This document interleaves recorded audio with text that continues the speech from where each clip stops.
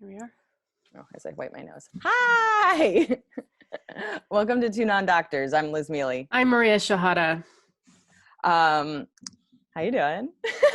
I like for a second forgot how we do this. I'm like, what do we do here? Oh yeah. I know it's just been like a few days longer than normal because of Christmas. But do you know that song Mr. Sandman? Yeah. Like Johnny started singing it like Mr. Sandman. Yeah. And then, well, he didn't sing it like I just made him sing it. Like, I don't know how it came up. I don't know if he sang it or I sang it actually. And then and then I went, yes. And he was like, what? And I was like, what? He was like, what was that? And I was like, that's how they go, Mr. Sandman, yes. And he was like, no, it doesn't. And I was like, what? And I was like, I was like, did I make that up? And so I went to go listen to the song, and we listened to the first two stanzas or whatever, and it didn't. And I was like, I've made that up. That's the weird. whole time. And I was like, nah, I didn't make that. And then I Googled the lyrics, and then people were like, who sings yes in Mr. Sandman? I was like, exactly. And it's in the third stanza. So if we just listened for like 10 more seconds, it would have been there. That does make sense. I would assume that it's like the thing that comes out immediately because you're introducing Mr. Sandman. So in your mind, you're just like, well, he has to respond immediately. So the fact that he doesn't show up until like the third stance is a little... It's like, why wouldn't he come into the first one? I wonder if it's because like, then would he have to keep coming in? Like, yes. Yeah. What, how can I help you? Yeah. Like we want a guy who has hair of Liberace, and like they get really like more demanding as the song goes. Is it just them describing what they want in a man? Yeah, because it's like, it's not about dreams. Like, bring me a nice dream. It's like, and then I think it might start that way, but then it becomes, we want this guy, and then like they start ordering a man through this Mr. Sandman guy who's probably like the Amazon of his time. Yeah, like, well, I'm not gonna bring you a dude. Like, that's not what I'm here for. I could bring you a dream. I remember so clearly, God, this is when you lived in LA, so probably what, like at least 6 years ago, it was a Kanye West Jay-Z song, and they would kind of, they're rapping back and forth and they're talking, but like he would be like, or maybe it was just a Kanye song, but he was like, turn it up, and you're like, oh, okay. Like there was always my favorite part about driving. Turn my headphones up, and I was like, oh, right, okay. Yeah. Like you had like a whole like routine that had to do with the song, like you were like, because like all these songs sometimes like talk to the producers or they have this like behind the scenes. But I always love that you took on the producer aspect. You're just like, oh, sorry. Yeah, I get that. Like, yeah. So when you did say that, you're like, did I make it up? I'm like, yeah, I think she could. I could have, but that's why it scared me because I was like, that's so something I would do. Yeah. When did this start? But it's such a weird thing to be like, yes. Like, I don't know. So yeah, I did that with I think it was like a Ludacris song or something. He was like, where's the waitress at with my drinks? I was like, I'm coming. I'm busy. I'm doing the best. I've been on my feet for 6 hours. God. He's coming here, flashing money around, expecting you to drop everything. Well, you know what? Everybody here's a high roller Ludacris. So yeah. You fucking respect the staff. Don't you see the sign? We're people. Oh my God, I love that. Yeah, no, that's one of the things I've always enjoyed about even old songs that come up. If you introduce me to the song, I know the Maria version of the song. There's a Maria version. So I was just like, you might be right. You'll appreciate my story. There's a fan of mine. Actually, I became a fan of hers and she became a fan back. So we're mutual fans. I don't want to put her in a bubble. She makes beautiful, I don't even know, like glass stuff, like glass things that would go in your window. Her name's Daylight Glassware. I think that's her handle on Instagram. Beautiful glassware. So I wanted to make something special for my mom. So me and my sister decided to get something made by her. Makes this thing beautiful. And it's 9 days before Christmas.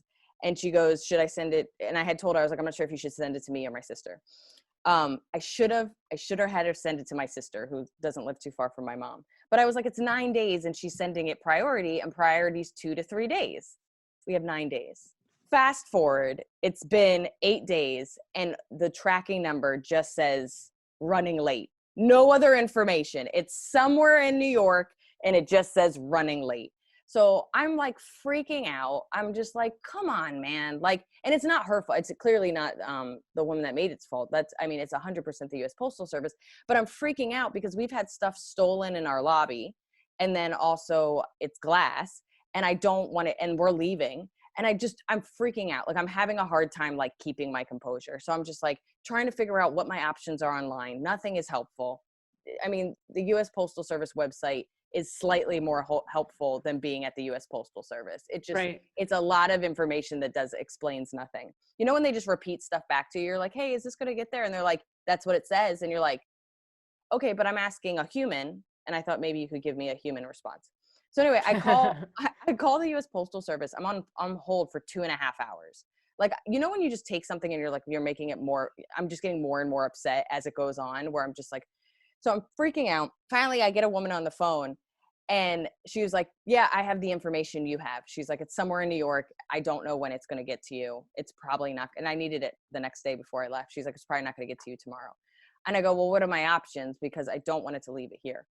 And she goes, I don't know. I guess maybe put your mail on hold and then they'll hold it at the post office. And I was like, okay. I mean, I'd rather it be safe. At this point, I don't care that it's late. And then I go, it's $15 for it to arrive in 2 to 3 days. And it's 9 days. Is there like a refund or like, and she's like, no.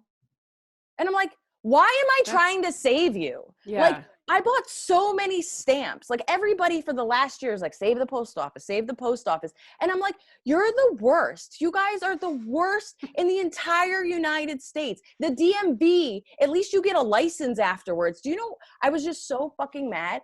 And I was like mulling over my head. And of course I'm very nice to her. I'm a very nice person, but I'm like ranting around the apartment like a mad woman. I'm like, do you see, look at this. Look at all these stamps.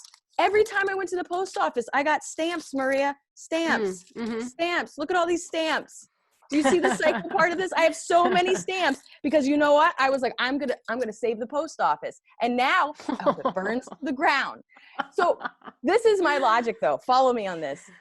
You know how like we started going to Europe, you now live there. You know how we started going to Europe and we were like kind of realized that like customer service just isn't a thing there, like at all. Like nobody really cares about you. And I started to realize the only reason to keep the postal service is so that when you go to Europe or another country, you're ready. You're like, oh, they don't give a shit about me. I'm anywhere in Sweden is like being at the post office in the United States. I have been training for this moment of being not important. I'm crazy right now. But no, you're not crazy. But what you are doing is going postal, and that is. That's a phrase for a reason. They infuriate people. But I thought going postal was the postal worker shooting up. Remember, like because going postal was like a 90s term, but I always thought it was the postal worker just losing their goddamn mind and taking out on people. But is it people at the post office? Because if it is, I relate to them. No, I think it started with a worker, but then it also grew to encompass people at the post office. It's just something about the post office it does to people. They go nuts. Oh my God. And I found out it's not any different over here.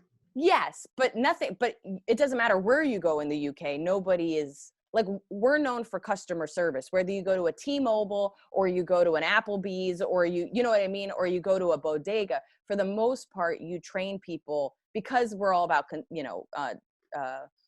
capitalism and the customer's always right. And don't get me wrong, there's tons of problems with that as well. But we've made it that customer service is so important because money is so important. So we are used to good customer service. But when it comes to government, like the DMV, and that's why everybody complains about the DMV and the post office, because they can't lose their jobs. And because there is some stability and it has nothing to do with customer service because it's government work, they don't have to be like, what can I do? Let's solve that problem. You know what? We're going to give you a discount. Like there's no trying to satiate or fix a problem because they don't need to fix a problem. So there's just this part of me that is just feeling so insane for like, it says 2 to 3 days. That's why it's more expensive. 2 to 3 days. And it took I think 13 days. So it's just like, what do we do? Like, that's a regular letter. Like that's $5. Like that's where it just like makes I get it, because the same thing happened with Amazon. Remember how I was like infuriated that it was like supposed to be in a certain window and they were like, oh, someone else took it, and I was like, well, and they were like, do you want it in the next window or do you want a discount? I was like, I want both. Like, we should have gotten it in the window. But you got options. That's the funny thing is Amazon gives you options because Amazon is about solving problems and making people happy. And clearly they have more money than the post office. I didn't mean discount. Sorry, I meant refund. Like it's either we'll give you your money back or we'll deliver it to you in the next window. But yes, I see. Yeah, I want all of it. And Yeah. then the post office is like, it might not even show up. Yeah. I forget whose joke it is. Somebody has a joke about the post office being the only place that you pay more money to guarantee it gets there. Like just sending it doesn't guarantee that your thing's going to show up. You have to pay more money. So they're like, okay, we're going to deliver yours. Like, I don't know whose statement that is, but it is. It's like, I know my feelings aren't unique, but it made me laugh so hard that I waited 2.5 hours to talk to a woman that had no extra information than I did. And then I was like, is there like a rebate or like a refund? And she's like, no. Like there's no trying to like even, there was no, I'm sorry. There's no whatever. Take it up with someone, bitch. We don't care. Yeah. You know that thing when somebody's like, I want to talk to your manager. And she's like, I am the manager. Like, I'm still waiting for her to be like, oh, sweetheart, he cares even less than I do. Yeah.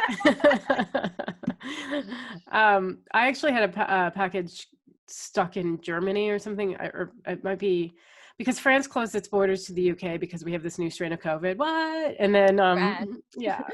And so there were a bunch of truck drivers that got stuck in the like coming into the UK. So there was like gridlocked, but they've been there for, I think like a week, and it was supposed just to clear stuck up. in traffic. Yeah. They were supposed to clear up That's in just a horrible. couple days. Like France was only supposed to keep it closed for like 2 days, but it's caused a week of like gridlock. So a lot of lorry drivers weren't even, they call them lorries. A lot of truck drivers weren't even coming into the UK because they didn't want to get stuck in it. But, you know, I read this morning in The Guardian about one of the drivers who had been stuck there for like a week. And, you know, like they're out there giving sandwiches to people because they can't go anywhere. Yeah, they're gridlocked. They're stuck. Like the government's out there giving them ham and cheese sandwiches. And like, they're like, the bathroom facilities are disgusting. And I'm like, so I'm sorry, am I not getting my Christmas present on time? My favorite part of the story is I was like so invested. I was like, this is horrible. Like you were a newscaster. And then you're like, oh, I'm sorry. This is Maria. The news is I'm not getting my stuff. Yeah. It'd actually be really funny if there was some kind of like way that you could call your guy. You're like, what can I get you so that I can get my package? Like, what do you need? Do you need a blanket? You want a blanket? Yeah. But apparently it's in Germany right now anyway. It's just like, well, fly it over. What are we doing with You're not even stuck. But I was supposed to get it on the 23rd for Christmas, and I don't know when I'm going to get it, and I don't know when I'm going to be home next. So, oh, post offices. I get that our packages are not important. No. But don't make empty promises. Stop making empty promises. Especially when you pay for it. You know what it is? I also think because of COVID and being stuck indoors, like food, like I feel like an animal, like food and packages. That's my I don't care if I'm buying vitamins, the same vitamins I get every month. Like I'm just like, someone's at the door. A gift that I bought 2 days ago on Amazon. I'm like, yeah. Like it's just the only thing that gets me out of bed. Should we get into our announcements? Yeah. Patreons, you guys are the best. Thank you for everybody that is given to our Patreon. As you know, we have tons of bonus. We do a bonus every month. We do extended interviews. We have stickers. We have early access. You can control our Googles. You can come on and be a guest Google. Tons of benefits. So Patreon / 2 non-doctors. We've reached over 1,000 followers on Instagram. Thank you all for following us. We were really stoked about that. So a Christmas miracle. You guys were like, we really came through for us because we were like 20 short of 1,000. We're like, hey, we just need a few more followers to reach 1,000. Then we got like way over 1,000. It was really good. And you guys felt us. You felt like we needed your connection, and you're like, I can do this. We were very excited. Yeah. And so follow us on Instagram at 2nondrs, and follow us on the rest of the socials, including YouTube, at 2nondoctors, full word, and the number 2. Yeah. Okay. Fan mail? Yeah. This comes from an email from Lake Hamfor. Hi guys, I subscribe to your podcast on Patreon and I enjoy them very much. Keep up the good work. Thank you. Thank you. The reason I wanted to write was I do something that might help Maria's sinus problem. Every morning I put a small amount of coconut oil on a Q-tip and coat the inside of each nostril with the oil. I started doing this because I work outside and was using coconut oil on my skin to repel insects like mosquitoes and greenhead flies. I noticed that the odor going into my sinus would cause them to open up and feel better. So I started to stick my nose near the tub I use and breathe in deeply, and sure enough, it worked even better. I then figured out if I coated the inside of my nose, I got the most effect. If I am congested, then I will do it at night also. I also found coconut oil is great for sore throats as well. I put a small amount into my mouth and let it dissolve and just run down my throat to coat it. It doesn't taste great, but not horrible either. And it not only reduces the discomfort, but it seems to cause it to heal faster. That's awesome, because I did try it a little bit, but I'm afraid of sticking things up my nose or coating my nose with it. I did try it around because I was blowing my nose so much, it started to get raw, right? Yeah, it hurt. So I put a little coconut oil, and it actually ended up feeling a lot better just from that. So I think I will. It's an extreme moisturizer. Like when my skin's really, really bad, I'll put coconut oil on my skin. Yeah, I can see that. And I've used coconut oil for. Remember when I killed my hair by dyeing it blonde? Oh yeah. I used it to try to rebuild the protein and stuff. The protein. Anyway, but yeah, I will try coating it next time I'm stuffy, coating the inside of my nose. I was afraid. It's like baby steps for me. It's just put it around the edge of it, and then I'll go in a little bit, and then maybe eventually maybe this time next year I'm just shoving. Because it's 2 cotton balls, and you're just I soak them in coconut oil, then I shove them, I pack them in there, yeah. And then I don't need to breathe. It's actually and then I sneeze, and I get that shit everywhere. Yeah, I feel like coconut oil is just I mean, you know me. I discovered it with the paleo diet years ago, and the next thing I know, I'm reading all about it, and it's everything. In general, half the stuff that I put on my body is coconut scent. Yeah. Because something gets in the zeitgeist, and then just eventually is all coconut flavor or whatever. But I like it. So my lotion's coconut. I think I was putting, like I said, coconut on my skin when it got, especially winter times when it got really bad. But then it's supposed to be just healing. And then of course you can put it in your hair. We might have talked about it in an earlier episode. They say you're not supposed, I used to cook with it, and they say you're not supposed to cook with it anymore. So I don't cook with it anymore. Really? Yeah. To me, it's are eggs good for you? Or are they bad for you? These kind of things where it's always, bless you, my child. I know you muted yourself. I can't not watch you literally fling from a sneeze off camera. Oh, and God, not bless you. Do I have a mute button? Oh, I do have a mute button. That's the whole point of Zoom, is there's a mute button. Aw, I'm using my microphone's mute button. Yeah, but you know what? I've done so many aggressive sneezes on here, and I just realized, oh, you're dying. Okay. Give me 2 seconds. I just want I need to fix this. Yeah, I see that. Go do what you gotta do. Nothing I was saying is important. I was just saying that in general, I used it on everything, and then I stopped with cooking with it because it was that people started to be you shouldn't cook with it, and did this obsession. I remember reading one article that's just don't cook with it. If you're going to use it on your skin. That's the best way to use it. So I do. Just put oil on yourself. Yeah. Why are you buying products? Yeah. You could just be slimy and adorable. Yeah. Oh, we should thank Lake Camp 4. Thank you. Thank you. Okay. My Google is probably just almost a recycled one from earlier in the pandemic because I'm not moving, but I was can less movement cause knee pain? Before it was because not moving cause back pain, and it was yes, and I was can that be transferred to your knee? And I was please let me know. What's interesting about it? So basically, what happened is I had 2 days that it was super cold here. Clearly, I had nowhere to go, and I truly did not move. And out of nowhere, my knee is on fire. It hurts to lay down. It's it doesn't really hurt to walk or run because I have run on it. But it hurts. If I sit too long, clearly in this chair, it starts to hurt. If I'm laying down, it wakes me up in the middle of the night. And it's been like this for 2 weeks. And I'm just come on, man. This is ridiculous.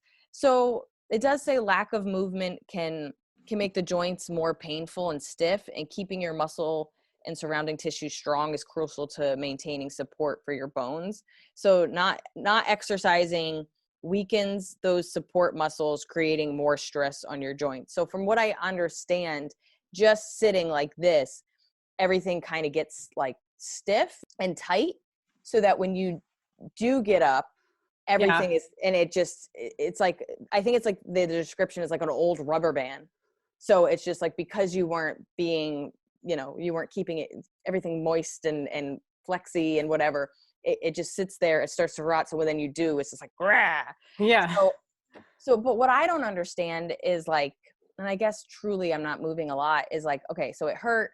And then I've gone on some runs. I'm trying to walk every day. Like they tell you not to shy away from the pain and to keep moving and doing stuff. But I'm moving and doing stuff, clearly not to the extent I was over the summer or in our previous life. But like, I don't, and this knee has always been a knee that's caused problems. What'll happen sometimes is on a flight, I'll get a shooting pain in this knee. So like if I'll be on a long flight to like LA or something, I'll literally wake up on the plane, like almost wanting to scream. And it's like this ghosty pain that comes out of nowhere, even though my knee hasn't hurt. Where on your kneecap is the pain? Right above my knee. I always get pain underneath my kneecap, like just under it. If I do get knee pain, it'll do that, and it'll be out of nowhere, and then suddenly I can't go downstairs, and then it'll just go away. That one I don't know.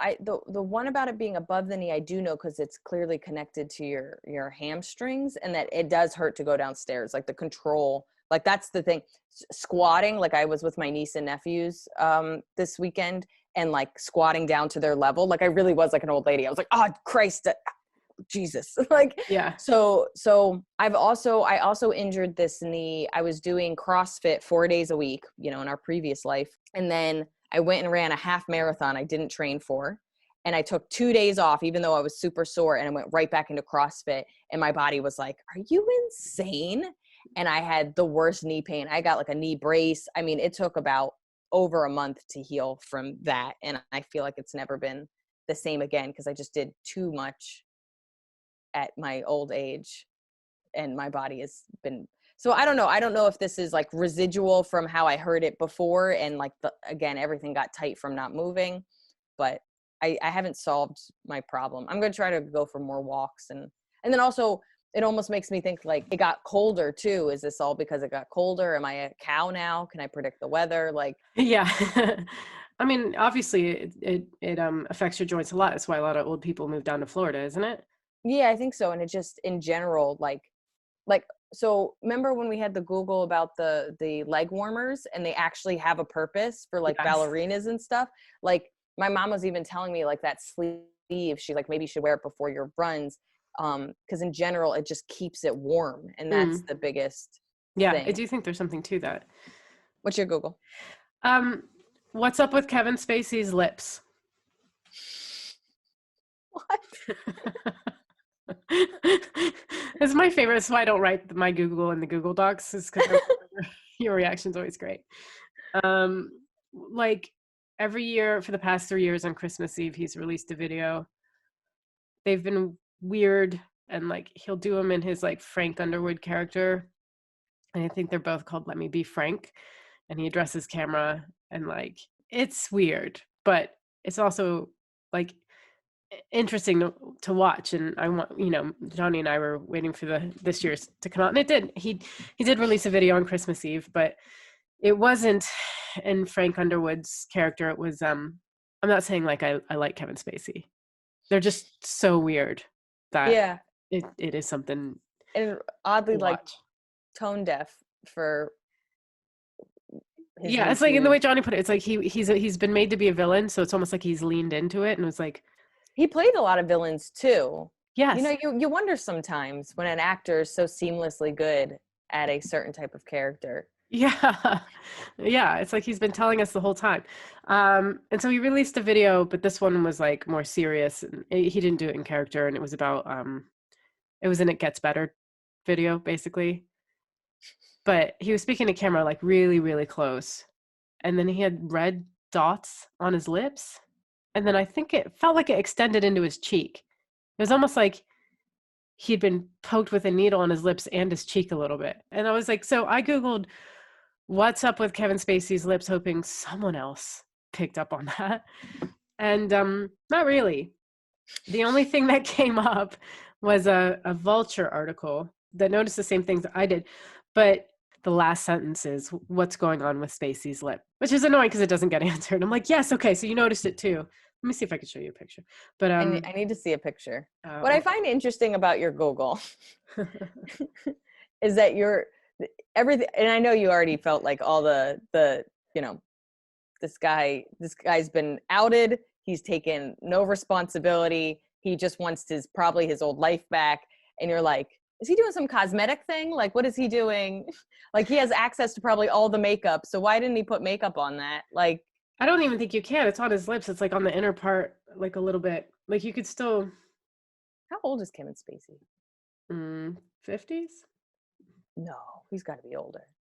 You can well, it's gonna be hard to show you. It's almost like you should watch the video. There's like, you can see one dot there, like one or two. Yeah. But they're red dots, and almost like it could be herpes or something. He's 61. His lips just look weird. So, but the internet didn't know, and I still don't think they know. I don't think anyone else is talking about it with me. What I find interesting is, I don't think anybody's talking about his video in general, other than the bizarreness of it. And you're just like, he might have health problems, and we need to figure this out. Yeah. All right, Kevin Spacey, let us know what's wrong with you. Please write in, Kevin.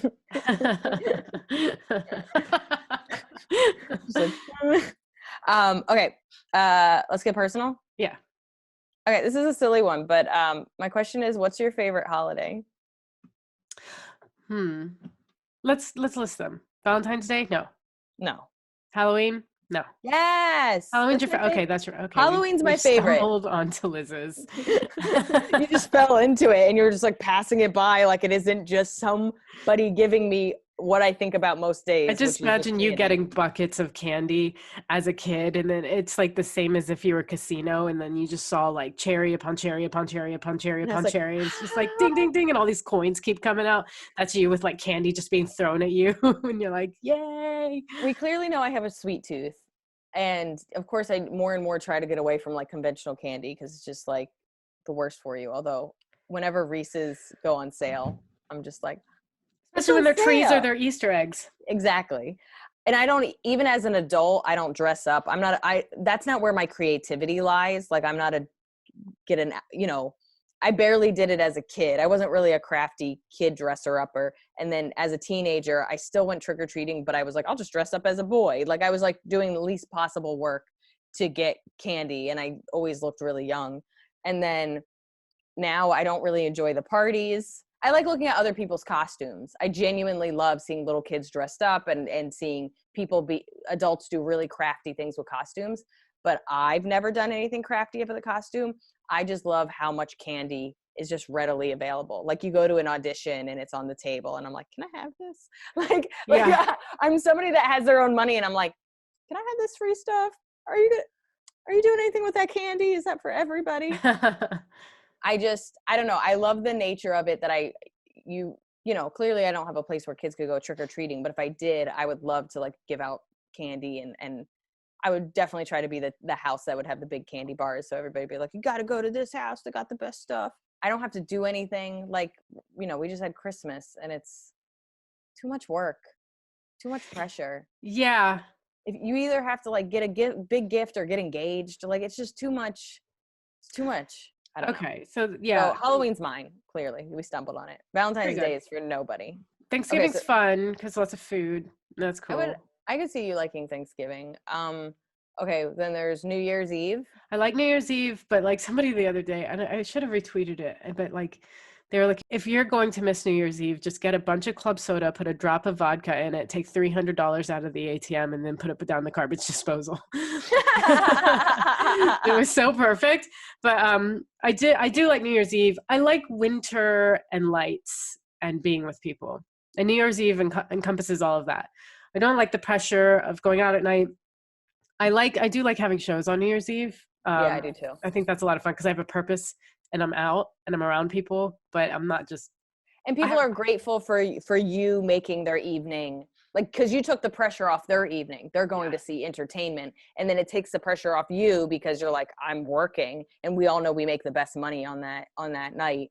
But I've done a couple traditional New Year's Eves, and I'm like, I like working on New Year's Eve. That's what I want to be doing. So what does that leave? St. Patrick's Day? I don't care about that. I actually like hate St. Patrick's Day. No, I mean, neither of us are Irish, but I don't like any of the I just drinking want to holidays. say it's not because of the Irish. I'm not saying fuck the Irish. I'm just saying I'm truly just saying, like, you know, it's not our heritage. It's like, you know what I mean, when people get really into Cinco de Mayo and you're just like, you're from Sweden. Like, Yeah. what do you know what I mean? Your ancestors are the whitest people I've ever seen. You just like drinking, Mark. Mark. So, you know, 4th of July, No, I hate the 4th of July, and I hate that the fireworks go on like a week before and a week after, at least. Yeah. I like a good barbecue though. I love somebody else making my lunch. I could see that. I could see, because you have a fun 4th of July tradition. I don't have. Yeah. Yeah, I guess I'll go New Year's Eve, I guess. Something feels off about that stuff. I like gifts on Christmas. I don't know. What a hard question. I know, it seemed really simple, but it's, you know what it is? It's because there's too much. It's like there's almost like an equation, like the amount of joy minus how much pressure, you know, equals how hungover you are. You know what I mean? Like, there's a part of me, like, and I don't drink for any of these, so you know, clearly I don't like any real drinking holidays because I feel left out.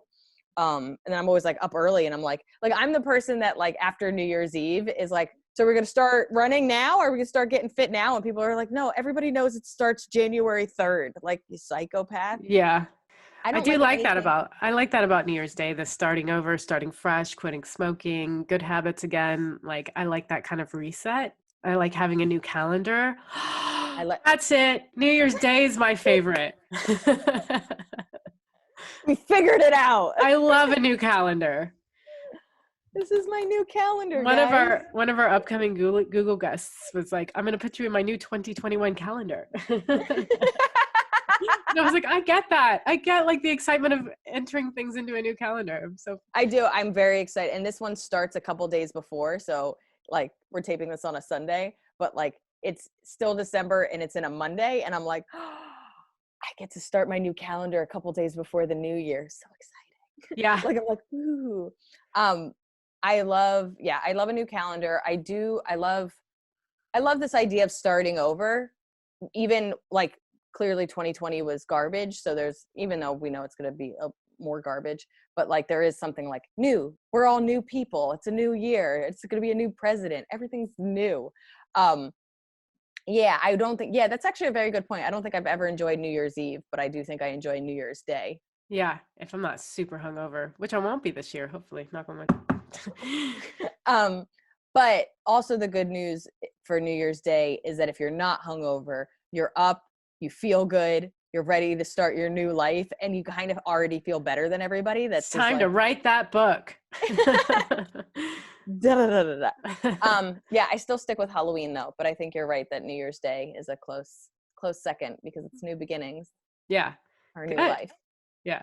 I think we solved something here. Absolutely. All right. You ready for topic? Yeah. Okay. Topic this week, also one of our weirder ones, but I'm kind of excited. Cuffing season. Nice. This was you're the one that put this on our list. I didn't know what cuffing season was until, like, a couple of months ago. Because, you know, I don't know how your brain works, but somebody will say something, and because I'm, like, dyslexic, I'll be like, maybe I don't know what that word is, and I don't want to feel stupid, so I'm just not going to ask. And then I wait until it comes up a couple of times, and then I start to do the Google, and I'm guessing, because I don't think I even heard it as cuffing. So cuffing. I think I probably heard it as cutting season. I probably heard it as a various different things. And then finally I was like, cuffing, or I saw it in a tweet or something. And then you do the research and you're like, oh, is that what that is? Like, it truly was like, it was around me, but I was too scared. Do you want to tell everyone what it is? I'm going to get there, but I'm building suspense, Maria. I was like, but why it's a podcast? It's not like it's a thriller movie. I also assume everybody knows what it is, but me. But basically, it's the season between October and March when people start to kind of get into relationships, because it's, like, getting colder, and you just, you know, you need somebody to You want someone to cuddle with, yeah. Yeah, and also, like, who's leaving the house that much? I feel like this has probably been one of the harder cuffing seasons for people because like they've been cuffing all the year. Yeah, or if you fucked up your cuffing season last year and you're either still with that person and you didn't intend to continue to be with that person, or you're no longer with that person and there's no way to really cuff this year because nobody's around each other. But yeah, it's just people start to be extremely motivated to get into relationships because we're hibernating. This is our hibernation. But it literally, so it comes from the literal idea of being handcuffed to somebody. Great season, great name. As soon as I read that, I was like, that's not what relationships are supposed to be about. Like, the old ball and chain.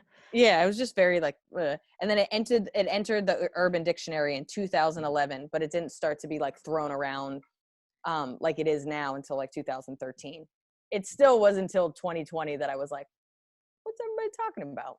Like, it was like October of this year. I was like, what's this cuffing season? And then I heard about it and I was like, I don't like this name. I immediately was like, I don't like this. No, I don't think I've ever dated anybody that specifically for cuffing season. I think that like came about because people sort of fall into relationships or maybe like kind of give a green light on a relationship they wouldn't have previously if it was July.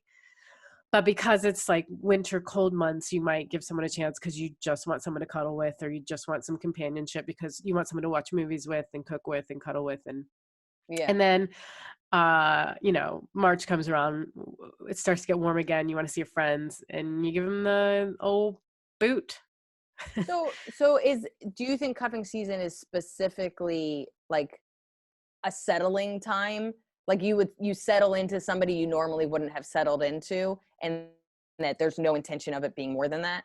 I don't think you know that at the time. And this is what I was trying to kind of say is like, I think the term came about from this just sort of happening to people where they get into something and then summer comes around. They're like, I don't want to be tied down in this relationship. And they, and you break up so you can run off and be free in the summer. So you think that it came from clearly a societal unconscious habit that more and more people were starting to settle down in the fall, and then they were starting to break up in March, and it was truly because like almost like a bear where there's like, I don't know, You're hibernating. I've been eating a lot more and I've been staying in my cave a lot more. Like, you know what I mean? Like you're just like, Did you look up I'll look it up, where like why cuffing season started, or what did you look up about it? All I know is that it basically said that almost what you said, that it was kind of an unconscious thing that was already happening, and that there's studies that was like, yes, this is like, I don't think, yes, there might be some people that are like, I don't want to be alone for the winter, but for the most part, it's an unconscious wanting to settle down during the slower months, let's say. Yeah. I don't think most people are doing it conscious. And then I don't think people are like, do you want to be my cuffing season partner?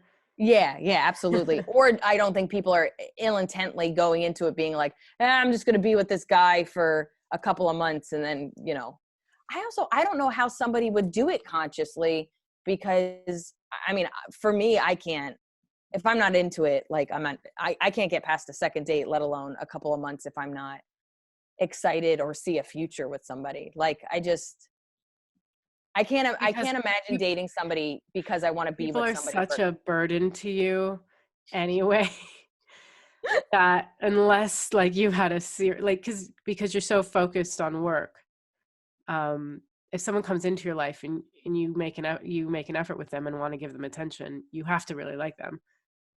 Absolutely. Otherwise, you could just get back to your work. But some people don't have that work. They do what they do. That's a good point. And the companionship, because also cuffing season is also in the middle of the holidays too. It's like there's all these like Thanksgiving, Christmas, New Year's Eve, Valentine's Day, all of those huge holidays happen at the same time. So it's like I could see how somebody would be like, they're not the best, but they're fine, and then just date them for a while. It's so many gifts. I don't want to buy all those gifts. That's also why some people break up, because it's like, I better break up with them before Christmas. Because you know what I've realized is like giving somebody a gift. It's also, if you want to break up with someone, like say you want to break up with someone, but you just haven't done it yet. Maybe you feel guilty breaking up with them before Christmas or whatever. It feels like such a lie to give somebody a gift who you don't want to be with anymore. You know what I mean? I like struggled with that though. Like Really? I have so much guilt. I remember this so clearly. I think I was 21. It was probably like early in our friendship. I don't know if I was even friends with you yet. I was dating this guy. I knew pretty quickly that I just didn't like him, or like it just wasn't working out, but I just like didn't know how to break up with him. And I already bought him a birthday gift. This is going to make you laugh. I already bought him a birthday gift and I was really excited about the birthday gift. So I was like, okay, I'm going to give him his birthday gift. It's not nice to break up with somebody on their birthday. And then I'll wait like a week and then I'll break up with him. But then he was like nice to me, but like he was like nice enough. Like that's the thing, is that like there wasn't a real connection, and I just felt like he was like over here, and I did like him, but I was like, what am I doing with this guy? And I didn't know how to break up with him. So I give him his gift, and then I guess maybe it's a month later and I'm still trying to figure out how to break up with him, and it's Christmas. And I bought him again more gifts. I don't know what I was thinking. I bought him more gifts, and it was like really thoughtful gifts. And he got me a Barnes and Noble gift card for $20. Oh shit.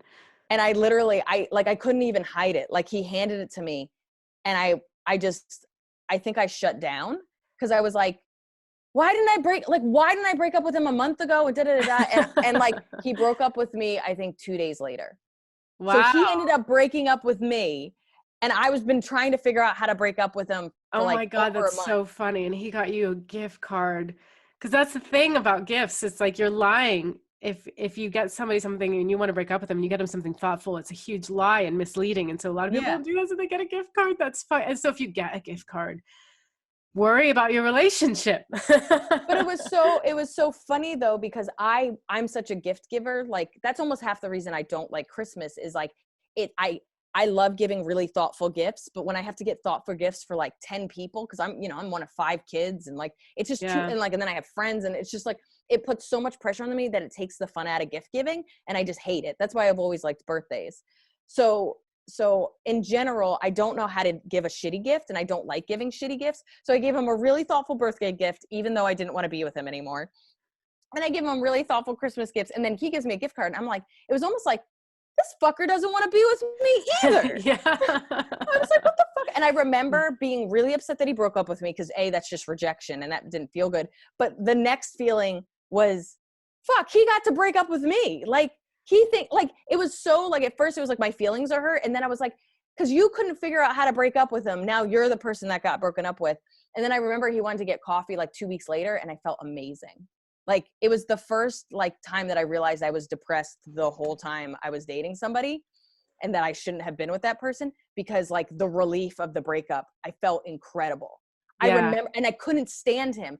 I don't know if I remember ever telling this. I can't remember, because I was 21 and I can't remember when we met, but I'm not joking. He wanted to get coffee. I don't know how to say no at this point in my life. So I'm like, sure, let's get coffee. And he was so fucking annoying. And just like everything, I was like, oh yeah, I hated this guy. And I remember then after that coffee realizing how much happier I was without him. And it was such an epiphany for me, that it was one of the first times that I realized that I need to be careful about who I get involved with, because I don't know how to say no. Like that's half the reason I keep people away. I was like, I'm too nice. I don't know how to say no when I'm in something, and I don't know how to end it. I know how to break up now, even though it's still very hard.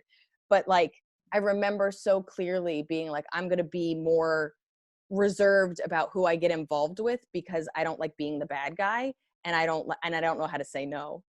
And also being aware that if I'm unhappy, the other person is possibly also unhappy, and that needs to be either communicated with, or it needs to not be a relationship. But oh, that's a real repressed memory.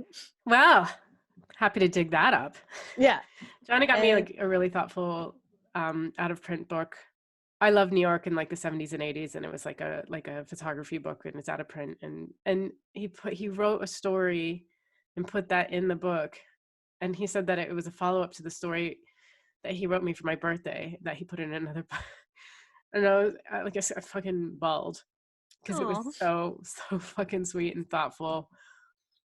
And he went first.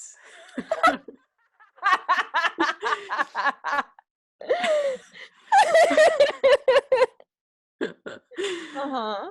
And I bought him I had bought him a didgeridoo.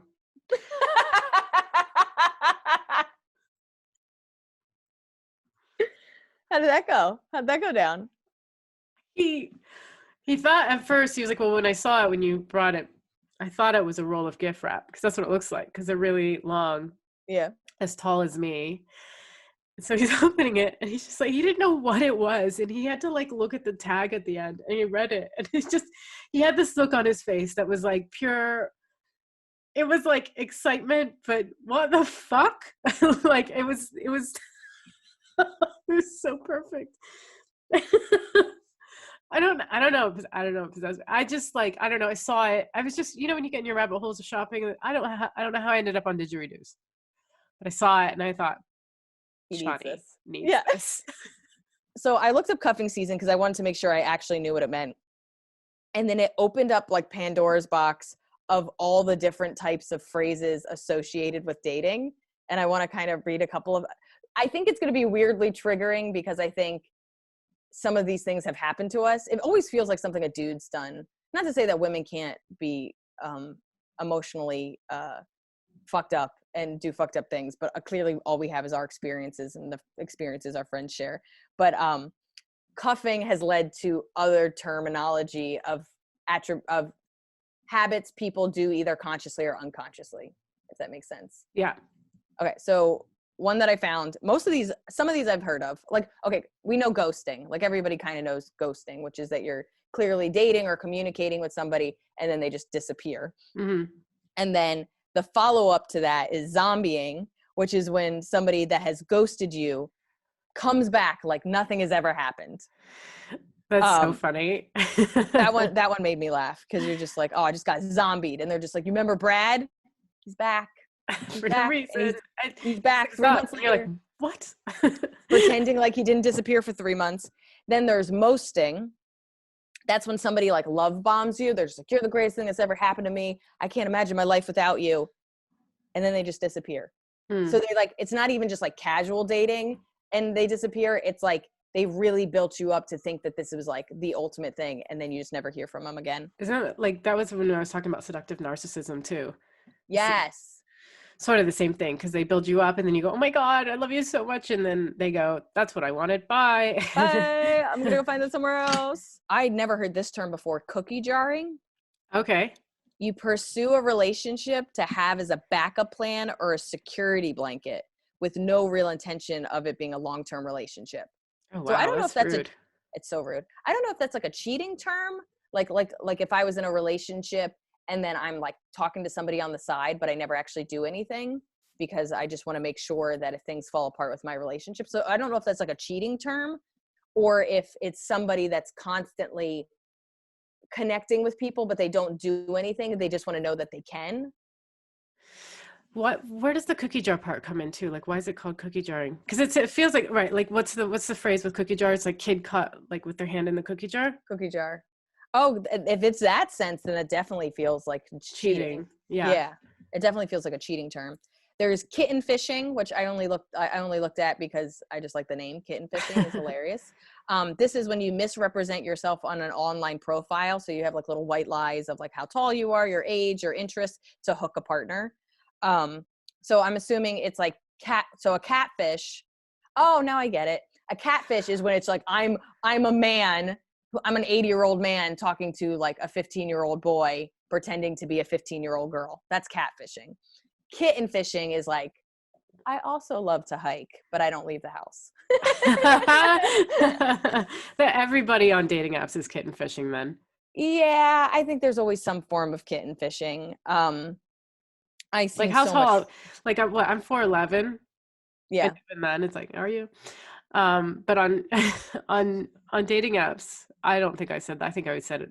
I either didn't answer the question or I said I was like 5 or 5'1". I don't think I would say 5'1". That's such a lie. But I would probably say 5.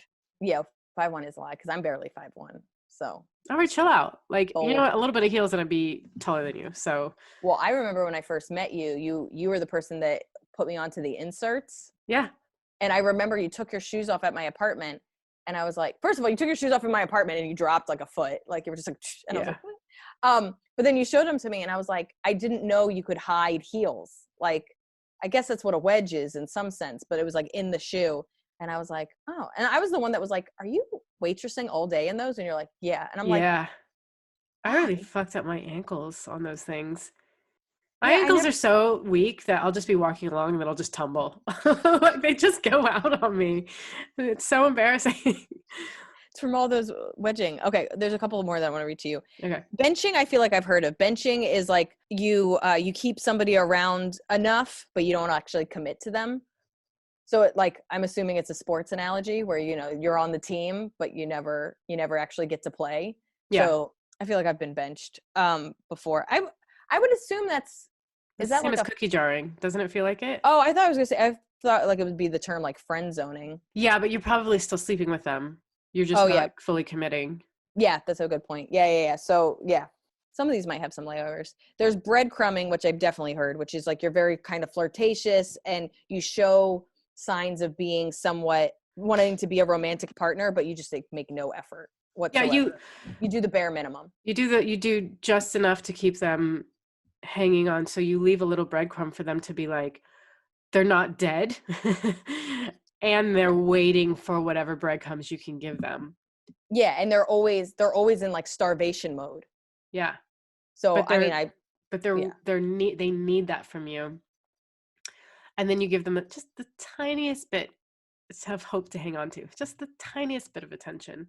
And they go, okay, that'll sustain me until I'm about to die again. And then Yeah. it's just over that over and over and over again. Yeah. And you can't figure out why, because they do enough that you feel like, well, they did return my text messages and they did come to this thing, but it's like, you can't figure out mentally why you're unhappy or why you don't feel connected with that person because you've justified it's a lot of it has to do with how low you put your expectations. Do Yeah. you know what I mean? I think I've been a victim of breadcrumbing because I had such low self-esteem and then I had such low expectations without even realizing how low my expectations were. And that's where like when you get healthier and you have more kind of self-awareness and you're just like, man, I didn't even like I had the bare minimum and they did just below the bare minimum and I still accepted it. Yeah. Oh, I think there's something really there's a lot of correlation between like how you treat what you think you deserve and what like you always find that perfect match. If you have no self-esteem and if you accept that little, you'll always find someone willing to do exactly that for you. Yes. 100%. Like what's a good example? You know how like they say that women, like the reason women make less money is because we don't ask for raises Mm-hmm. or we don't even assume that we're making less money. We're just like, I assume everybody's making less money. Mm-hmm. And then you don't stick up for yourself or whatever. It becomes like this whole kind of thing where it's just like your expectations were already low. Then you assumed that this is what you deserve. And it just becomes so like all these kind of things start to layer so much that you find out that your coworker makes like $100,000 more than you. And you're like, what? Yeah. Like, and you're just like, I thought I was just, I don't know, like I can't explain it well enough, but it's a couple of things that layer itself to the point I've that definitely been in those relationships where I settle for less because it's not like a full-on relationship. Like say I'm starting to date somebody and they say, I'm not really ready for anything right now. Just so you know, had a really serious 7-year relationship with someone and that's just where my head's at. And I go, cool, whatever. Here I am thinking I'm trying to respect that boundary. So yeah, we hang out sometimes and whatever, keep it kind of cash. And then he goes, just so you know, I'm seeing someone kind of seriously now. It's like, what the fuck? yeah. For 2 years I've been like, or however long, you know, like Yeah. I've been sitting here respecting your fucking boundaries. Yeah. And like being like, okay, so you know, he calls maybe like once a week or once every couple weeks, and that's fine. And I won't put a lot of stake in this right now, but I do want to get to know him, and like, you know, we'll get to know each other slowly, and no pressure, and we'll be, you know, we'll see where it goes. And then they're like, I'm dating someone, and you're just like, I was taking it slow. yeah. I was listening to the rules that were set in place, and I was following them. No, but that's where I've kind of learned that like you can respect boundaries, but you also have to respect your own boundaries. Like I think I spent most of my relationships not listening to my own boundaries. And if somebody like that's been the best thing that I've learned in the last, I guess like 5 years is somebody goes, hey, I'm not really looking for a relationship. And I go, that's totally fine. I am though. So I'm going to go.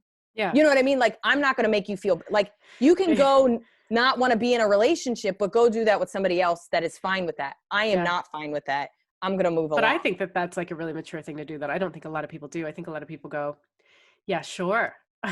Like I was doing my own joke. You know, my joke about the alligator, like, yes, about how like, you know, like we're down in the water waiting for our prey. And it's like, no, you can get close. It's okay.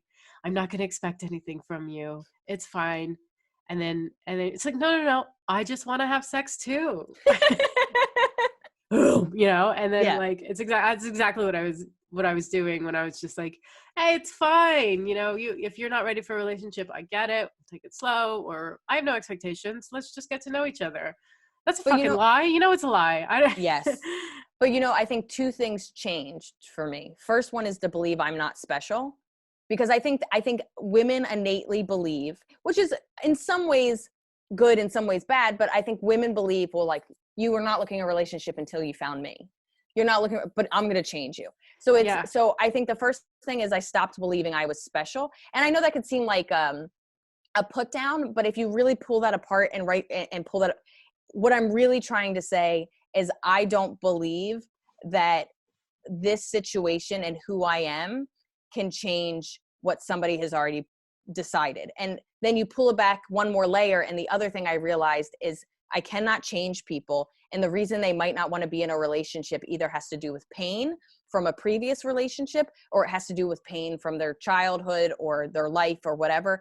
And so I'm not special in the sense that I cannot change what somebody wants, but I'm also not special in the sense that I cannot heal their trauma. And don't get me wrong, I still fuck up and but if in the beginning that is now what people are saying, I've gotten much better at listening. It still takes me a while. I think we all think people say that because they're scared, and that you'll show that you're so loving and blah, blah, blah, that they won't be scared. But I think more and more now it's, oh, you don't want that? I'm out. Yeah. I'm not gonna fight you. I mean, you've learned that lesson the hard way a few times, right? Yeah, absolutely. 100% have learned that lesson. And I'm also learning that the first part of I'm not special was easier to learn. I think the helping people heal is the hardest part. Like, I think that, cause like I see the good in everybody, and I don't think I'm ever going to date somebody that hasn't been hurt or been broken or what have you, because I think that's still a part of me, but they have to do some growth on their own. And I've worked so hard to heal, and I'm still healing, and I'm still working on stuff. And I think that's the biggest mismatch, is that people think, well, I'm awesome and they're awesome, and we're going to find out how awesome we are. Yeah, two people can be awesome and also not be able to take care of each other. And I think that final thing is like, I shouldn't have to take care of somebody that isn't taking care of themselves. Yeah. Yeah. So I think when somebody says, I'm not ready for a relationship, it could outwardly be, I don't want to be in a relationship with you. So right there, it's, you're not special, and you have to, and it hurts, but you have to acknowledge that. So I think automatically I go, I'm not special. I'm not going to acknowledge this. But then the second half of it, if it isn't about you personally, it's about them personally, and also pulling away, because you can't fix people, and that's their journey. And if they're not going to do that, you're just going to, so it's like, I learn it over and over again, and I chipped away, and I've gotten better each time. God, I hope I get it down the next time, but I've gotten better at walking away sooner, as soon as some dude says that. And I think it's the best lesson everybody can learn is, you're not special. Walk away. Oh, there's a couple of other ones. There's soft ghosting, which is responding to a text with like a heart thing, but never giving a genuine response. That's so fucked. Love, fuck off. Yeah. You're just like, I love when like you get a response, and they're like, that to me is like a form of text breadcrumbing, where you're like, I responded. You're like, dude, I told you about my day and you did a heart. Go fuck yourself. So because they have all these, somebody made these things up, these like ghostings and cookie jarrings and stuff. I made up a few of my own. You have a few of your own. Do you want to close this out? Yeah, but you make it sound like we had like a week to write these. You told me you wrote some like right before we started recording. So these are what I came up with. You go first. No, we both just came up with these. Okay. Being aggressive. You're being so aggressive right now. Really? I'm joking. Okay. Okay. Do you want to go tit for tat? Yeah. Okay. My first one is called the U.S. Postal Service. It's a callback. You say you'll be there in 2 to 3 days, and you never show up. The U.S. Postal Service. Damn, you got them, girl. Thank you so much. Seinfelding, you've seen it all before, but there's nothing else, so you go for it anyway. Perfect. You're just like, I could literally do this word for word, but whatever. We're just gonna go into exactly. it. As he's saying I love you, you're saying it, mouthing it. He's like, I love you. And you're like, okay, cheap lipstick, really aggressive up front, and then you just slowly fade away. These are all different forms of ghosting, I can tell. Cheap lipsticking. I love it. Thank you. Pancaking. Your first attempt was weird, but you get it going after that.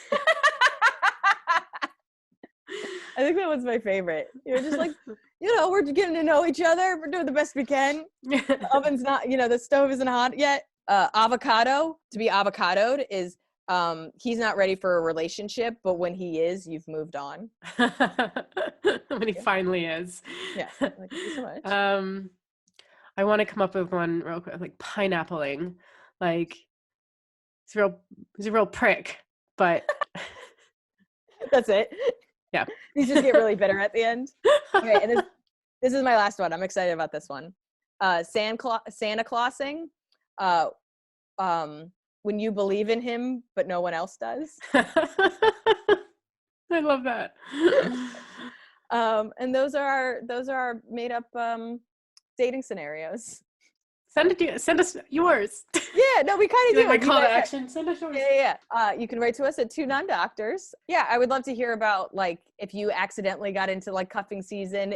If you have any made up dating. What would you call these? I don't know. What were they called when you read some of them? They didn't have like a title. I just like dating lingo terms. Dating terms. If you have any made up dating terms, we'd love to hear them. There was one yesterday on a show called, it was called like Zosting, Zumping, when you dump someone over Zoom. Oh my God. That one came out of 2020. What a horrible thing. Yeah. But yeah, we appreciate you. Thank you so much. Write in. We'll see you next week. Bye.